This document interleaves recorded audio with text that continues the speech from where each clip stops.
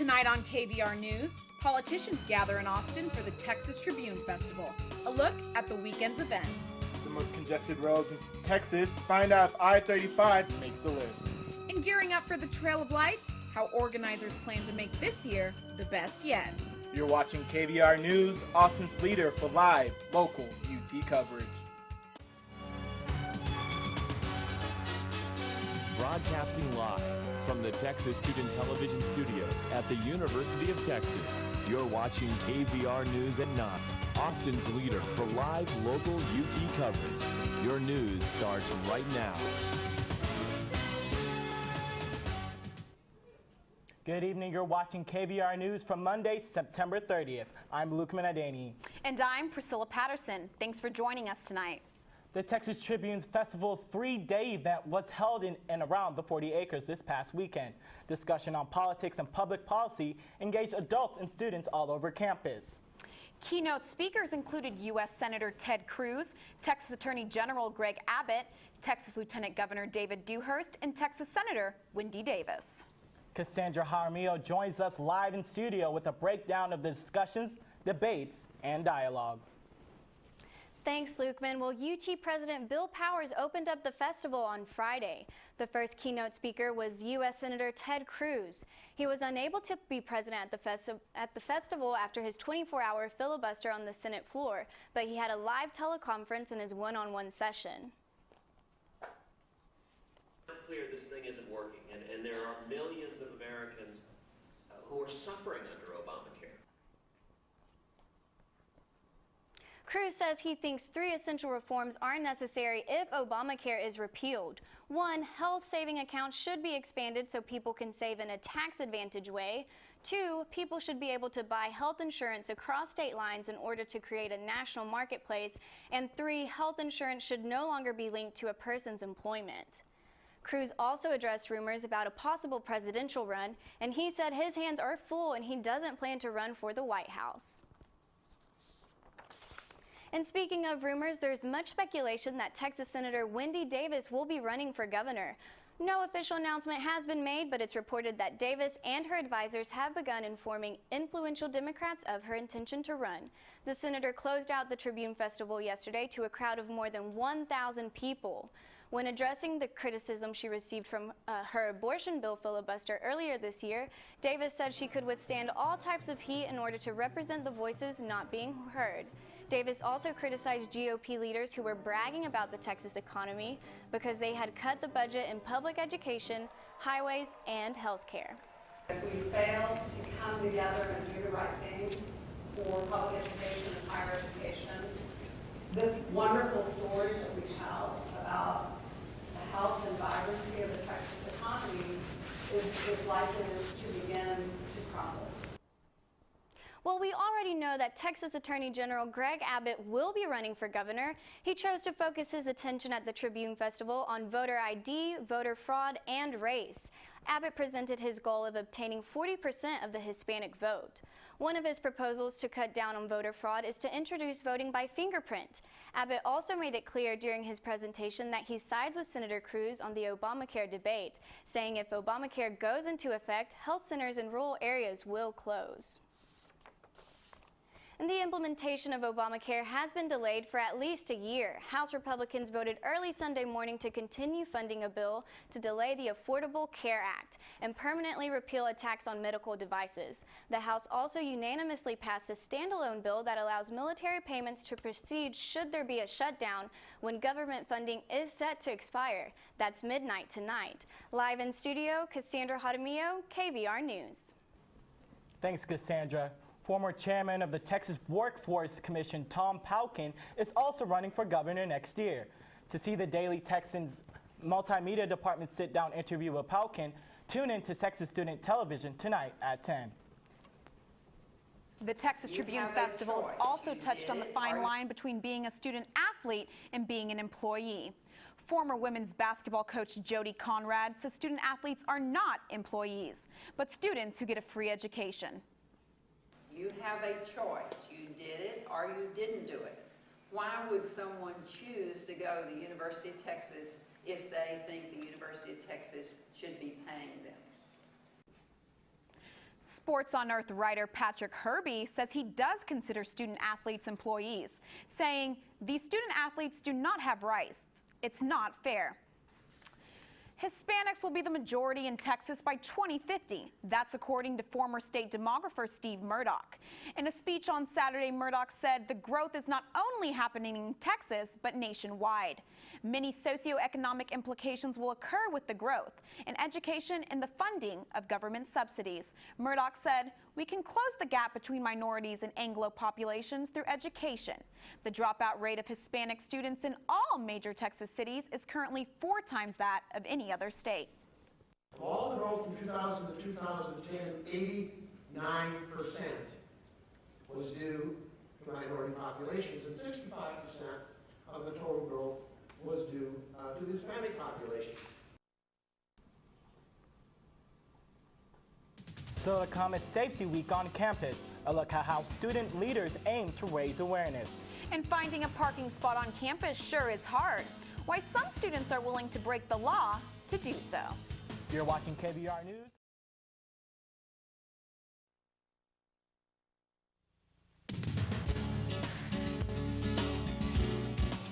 You're watching KBR News at 9. Your campus, your news. Welcome back to KBR News. We now know the name of the attacker in last Wednesday's stabbing in the engineering building. 22-year-old Chen Chi Dang stabbed UT student Li Yu in the nose. Dang's weapon of choice, a fork. The attack took place on the 3rd floor of the ENS building and left the victim with 4 puncture wounds. Dang supposedly followed Yu from China in hopes of rekindling a relationship. Dang has been charged with aggravated assault and faces a maximum sentence of 20 years. Today marks the beginning of Safety Week on the UT campus. The goal of the week is to promote awareness and bring together all of the safety organizations and departments around campus. Campus Safety Agency Director John Bain says the goal is to provide useful information about the resources available to students. Safety is really something that's almost thought of as like an afterthought. You don't really think about it until you need it. But this week is sort of to let students know how they should react in certain situations and make sure that they are prepared. Events throughout the week include the National Night Out, a cookout with UTPTD, and a Shattered Dreams presentation with demonstrate the result of drunk driving. A new study is revealing some alarming news about teenagers in the driver's seat. Roman Coronado takes a look at the dangerous new trend. Teens in the Driver's Seat is an organization that prides itself on contributing to safer driving habits among teens. But recent studies out of Texas A&M suggest that novice teenage drivers can be at a greater risk of being involved in a fatal car accident when accompanied by a teenager. You add teen passengers to the mix in the vehicle, novice drivers are, in relative terms, at higher risk than they were a decade ago. Russell Hank, senior research engineer with Texas A&M Transportation Authorities, insists that even though overall they have seen improvement, this particular situation is a persistent one, and one they are unable to solve. Hank includes that closer attention to laws could save lives. We feel anecdotally that a lot of the parents and the teens that we work with aren't always aware of those laws. And if they're not aware, then they can't even self-administer those restrictions. One restriction you may not be aware of is the graduated driver's license program, which restricts teens in Texas from having more than one passenger in the car under the age of 21 who is not a family member. But researchers say it's hard for police officers to enforce this law when determining who is of age. So while effective laws and parental support are essential for teen driver safety, those things are simply not enough. Tracy Mendez of TxDOT says they are committed to the education of all drivers and to safety awareness, but insists that all passengers are not the same. Whether you're playing a musical instrument or playing a sport, the most important part is practice, and that's no different when you're driving. Roman Coronado, KBR News. Well, this probably won't come as much surprise to many Austin drivers. I-35 is officially the most congested road in the state. The most likely place to see brake lights ahead is between Highway 183 and Highway 71. That's according to the Texas A&M Transportation Institute. A total of 12 roads here in the Central Texas made the most congested list, including Mopac, which came in at number 27. The Capital Area Metropolitan Planning Organization says the list is based on a variety of factors, from traffic capacity and volume to congestion and delays. And as the traffic wasn't bad enough, finding a parking spot once you get to your destination can be a whole different challenge, especially here on the 40 acres. Cameron Whitaker tells us how far some students are willing to go to get a spot. It's not a surprise Austin is growing so fast that there's not enough room on the roads. Even worse, parking spots are running out too. Parking on UT's campus is so bad that some are taking extreme measures just to get that perfect spot by their class, using handicapped parking placards, illegally placing them in their windows. Parking permits on campus are too expensive. Also, the recent addition of pay-to-parks in West Campus took away a lot of parking spots that are near campus. UT Parking and Transportation Office offers student parking permits ranging from $36 to upwards of $750, depending on the lot or garage. To be honest, there just aren't enough spots to satisfy student drivers, so people try to find ways around the system. While you think it's hard to get your hands on one of these cards, Buckner says it's easier than most people think. I just asked my grandmother for her handicap pass, but some people resort to other tactics like theft. To be honest, it's as easy as this. Pull into a spot, put the handicap up, and leave the car like nothing happened. It is difficult to catch people that use handicaps because you can't question the car if you don't see the person leave it. They move too quick. Until people like Buckner get caught, he says he'll keep using the pass. He says it eliminates a lot of costs and stress. So the majority of the time, I don't use my handicap pass to park in a handicap spot. I use it to park at a meter. PTS and the university understand that this is an ongoing problem. The only thing that we can do is have our guys on the ground 24/7, ready to make sure that we can catch as many people as possible. And until PTS can solve the problem, don't be surprised to see a lot more handicapped cars around campus. Cameron Whitaker, KBR News. Former student body president Thor Lund has been causing controversy online. And in a recent blog post, he takes aim specifically at UT. In a post published September 24th, Lund wrote, "My number one piece of advice to UT is this: change your stupid slogan. Here is what it should be. What starts here will either kill you, corrupt you, or equip you with the skills to make a very small and insignificant change in the world." We spoke to the current student body president, Horatio Villarreal. He said the negative publicity that SG has received has been frustrating. Well, it's certainly upsetting, not only for the organization right now, for the negative publicity that we've gotten, but for the past administration. They had so many great initiatives, such as 24-hour PCL, longer hours at Gregory Gym, and it's just kind of sad to see all this bad publicity cover up the good things that they've done. KVR also reached out to the office of the Dean of Students. They refused to provide us with a comment, saying, "We don't respond to students' blog posts." The post was replaced with one that reads, "UT is the best. What starts here changes the world. Hashtag, am I right though?" Lund later deleted the post altogether.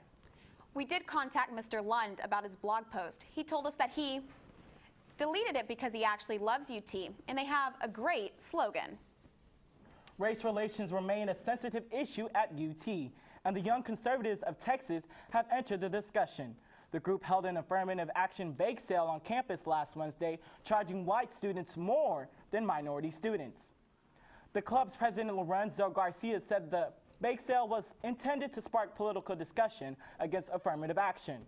The sale has generated both praise and backlash from students, with some deeming the demonstration racist, while others agreed that UT should not use race as a factor in admissions. Popular Austin holiday tradition, the Trail of Lights, will be back bigger than ever this season.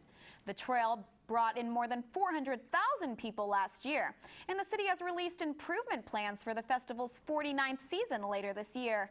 The Trail of Lights Foundation and Mayor Lee Leffingwell said the festival will now last for 15 days with a different theme each night. They also aim to improve parking by offering permits and more shuttle buses.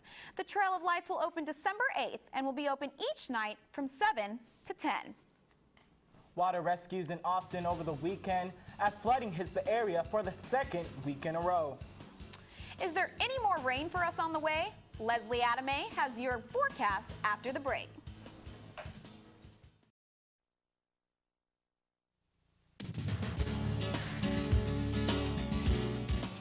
Have a news tip or story idea? Call the KBR News tip line, 475-8181. Welcome back to KVR News. Travis County EMS says they responded to 5 water rescues Saturday evening and Sunday morning after intense weekend downpours. In total, 10 people were safely rescued. One drowning victim has been identified after he was pulled from underneath a bridge in northeast Austin. EMS wants to remind motorists that it only takes 4 to 8 inches of water to move a vehicle. So, can we expect any more rain this week? Leslie Adame is live in the Weather Center with the answers. Thanks, Priscilla. Well, guys, it looks like there's more rain headed our way this weekend. I think it's safe to say that with the cooler nights and mornings we've been having lately, fall is certainly upon us. The week looks to remain calm and partly sunny, with some of those showers and storms working their way in later in the week to welcome yet another cold front. Today we saw a high of 90 degrees and temperatures will get cooler once again tonight at 67 degrees. Tonight's forecast calls for clear skies, but there's a slight chance of some patchy fog tomorrow morning. Just as the last few days have been, this week is going to start out cool in the mornings with lows in the lower 70s. I suggest taking a light jacket to class if you have to be on campus in the mornings. Things will heat back up in the afternoons, reaching the upper 80s and lower 90s. We can expect the cold front to roll in on a Friday night, bringing with it a 30% chance of showers and thunderstorms. The front will put weekend highs in the lower 80s, with morning lows dipping down to the lower 50s overnight and into next Monday. So keep an umbrella handy later this week, as well as some warmer clothes for when the front rolls through. Live in the Weather Center, Leslie Adame, KBR News. Thanks, Leslie. We're looking forward to more rain. After the break, UT versus OU, a look back at the weekend's volleyball game. Stay tuned. You're watching KVR News.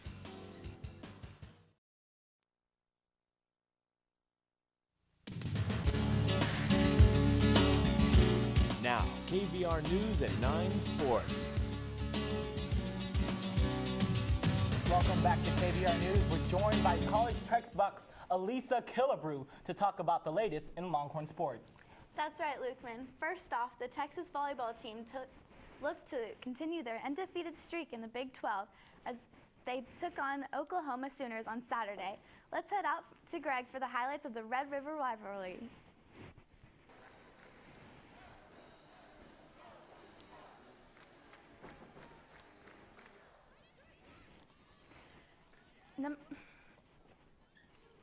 Kill by Haley Eckerman in the first set.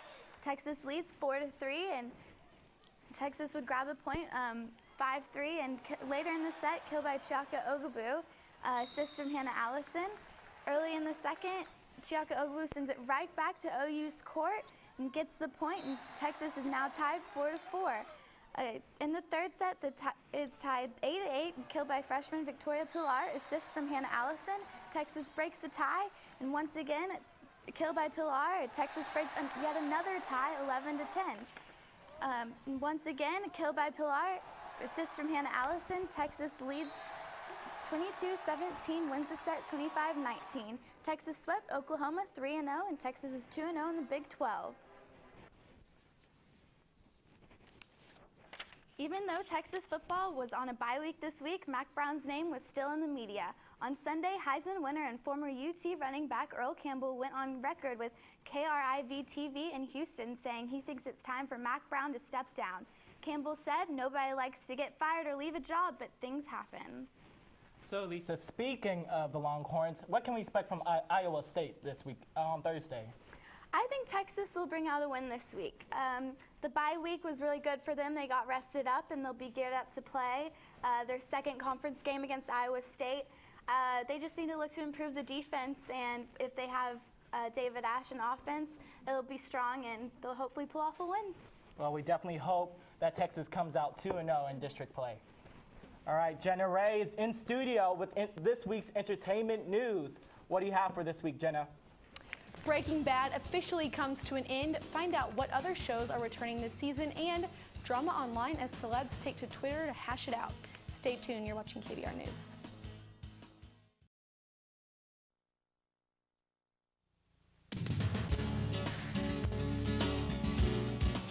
You're watching KBR News at 9. Your campus, your news.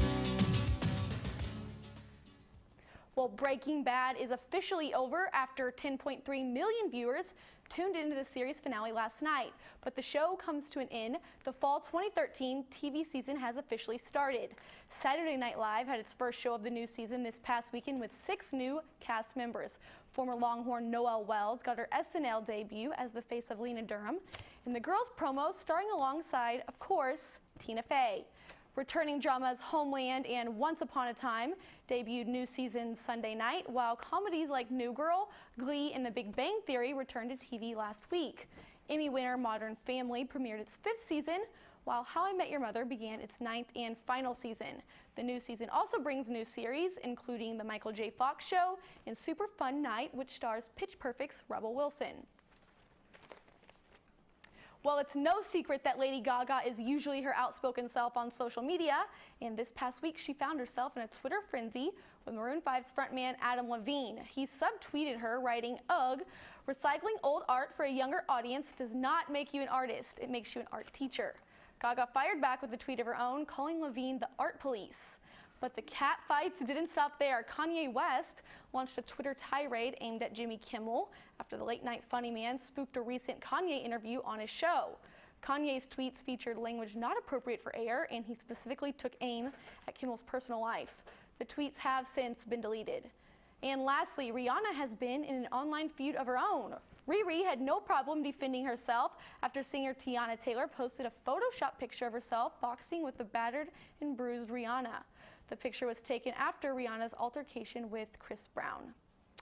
That's all for entertainment this week. I'm Jenna Ray Housen. Back to you guys. Thanks, Jenna Ray, and thanks for joining us tonight. I'm Luke Minadani. And I'm Priscilla Patterson. For news and weather updates throughout the week, you can follow us on Twitter at KBR News. Stay tuned for College Press Box up next on Texas Student Television. Have a great night.